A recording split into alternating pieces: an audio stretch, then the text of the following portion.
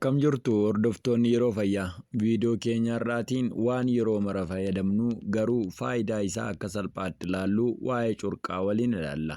Yeroo akka mi'eessituutti fayyadamtan soorata mi'eessuu bira darbee faayidaa fayyaa qaba jettanii yaaddanii beektu? Curqaan soorata dhala namaa keessatti bakka itti dhabamin qabu. Salphaadhumatti curqaan kallattiidhaan isaa ta'uu al-kallattiidhaan soorata keenya keessaa hin dhabamu. Kanuma waliin wal qabatee curqaan maal of keessaa qaba? Faayidaan isaa hoo maali? Eenyutu fayyadama curqaa irraa qusachuu qaba kan jedhu waliin ilaalla. Hanga xumuraatti nu hordofa. Yeroo fayyaa subscribe hin goone taanaan gamanumaan akka subscribe gootan kabajaan isin gaafanna. Curqaan mi'eessituu qofa osoo hin taane amaloota qoricha bullaa'insa nyaataa gargaaru, meetaaboliizimii guddisuu fi dandeettii dhukkuba ofirraa ittisuu fooyyessuudhaan beekama. Curqaan gurraachas haa ta'u kan diimate yookiin immoo barbaree kan jedhamu gosa nyaata vaayitaaminii fi albuudota adda addaan kan badhaadhedha. Yeroo baay'ee akka mi'eessituu nyaataatti fayyada.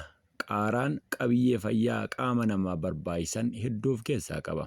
Qabiyyeen qaaraa vaayitaaminii A, C, Baaja, K, albuudota, pootaasiyeemii, koopparii akkasumas kaarbohaayidireetii, pirootiinii, faattii fi faayibarii hamma xiqqoo of keessaa qaba.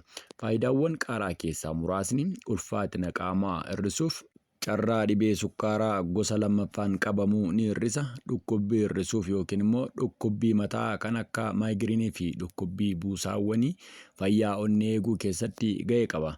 Curqaa baay'inaan nyaachuun carraa dhibee onneen qabamuu parsantii 40 akka hir'isu qorannoon ni ibsa.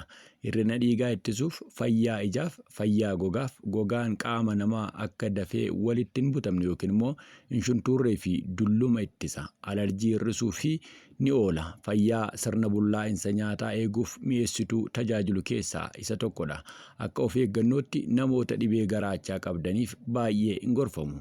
Curqaa fayyadamaa, fayyaa keessan eeggadhaa. Viidiyoo kana irraa yoo barattan laayik, koomentii fi sabskraayib gochuu hin dagatinaa jechaa yeroo biroo mata duree biroon ammoo wal arginutti nagaan nuuf turaa. Fayyaan faaya, fayyaan nabiinaa.